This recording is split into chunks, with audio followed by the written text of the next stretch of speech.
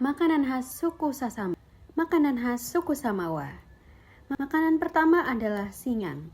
Singang merupakan hidangan berbahan dasar ikan segar yang dimasak dengan bumbu rempah yang kaya aroma. Kuah bening namun rasanya kuat dan segar, membuatnya menjadi hidangan yang disukai masyarakat Sumbawa. Selanjutnya ada sepat.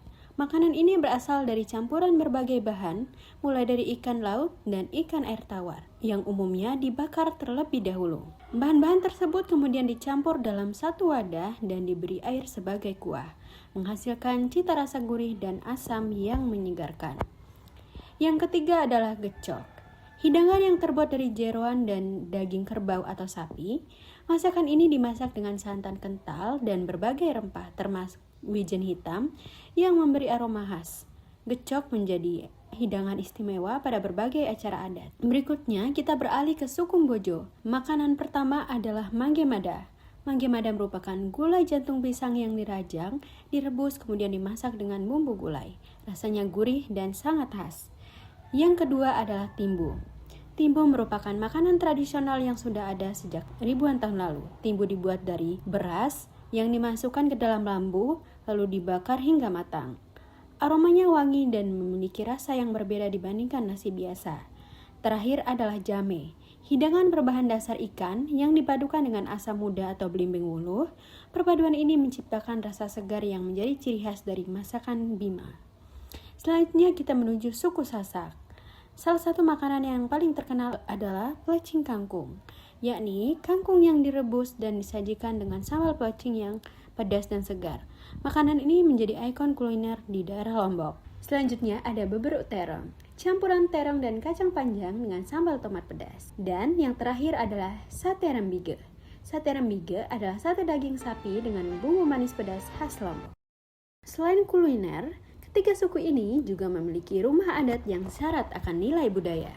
Dari suku Samawa, terdapat rumah adat yaitu Istana Dalam Loka, yang merupakan istana peninggalan Sultan Muhammad Jalaluddin III yang dibangun pada tahun 1885. Dari suku Bojo, ada Umalengge, rumah berbentuk kerucut yang terbuat dari kayu, bambu, dan atap rumbia.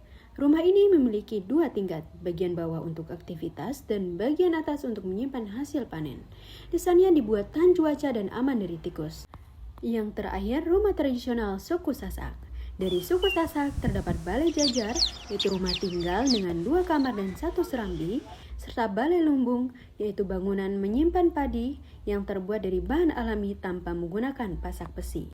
Berikutnya kita beralih ke suku Bojo. Makanan pertama adalah mangge mada. Mangge mada merupakan gulai jantung pisang yang dirajang, direbus kemudian dimasak dengan bumbu gulai. Rasanya gurih dan sangat khas. Yang kedua adalah timbu. Timbu merupakan makanan tradisional yang sudah ada sejak ribuan tahun lalu. Timbu dibuat dari beras yang dimasukkan ke dalam lambu lalu dibakar hingga matang. Aromanya wangi dan memiliki rasa yang berbeda dibandingkan nasi biasa. Terakhir adalah jame. Hidangan berbahan dasar ikan yang dipadukan dengan asam muda atau belimbing wuluh. Perpaduan ini menciptakan rasa segar yang menjadi ciri khas dari masakan Bima. Selanjutnya kita menuju suku Sasak. Salah satu makanan yang paling terkenal adalah plecing kangkung, yakni kangkung yang direbus dan disajikan dengan sambal plecing yang pedas dan segar. Makanan ini menjadi ikon kuliner di daerah Lombok. Selanjutnya ada beberuk terong, campuran terong dan kacang panjang dengan sambal tomat pedas. Dan yang terakhir adalah sate rembige. Sate rembige adalah sate daging sapi dengan bumbu manis pedas khas Lombok. Selain kuliner, ketiga suku ini juga memiliki rumah adat yang syarat akan nilai budaya. Dari suku Samawa, terdapat rumah adat yaitu Istana Dalam Loka, yang merupakan istana peninggalan Sultan Muhammad Jalaluddin III yang dibangun pada tahun 1885. Dari suku Bojo, ada Umalengge, rumah berbentuk kerucut yang terbuat dari kayu, bambu, dan atap rumbia. Rumah ini memiliki 2 tingkat, bagian bawah untuk aktivitas dan bagian atas untuk menyimpan hasil panen.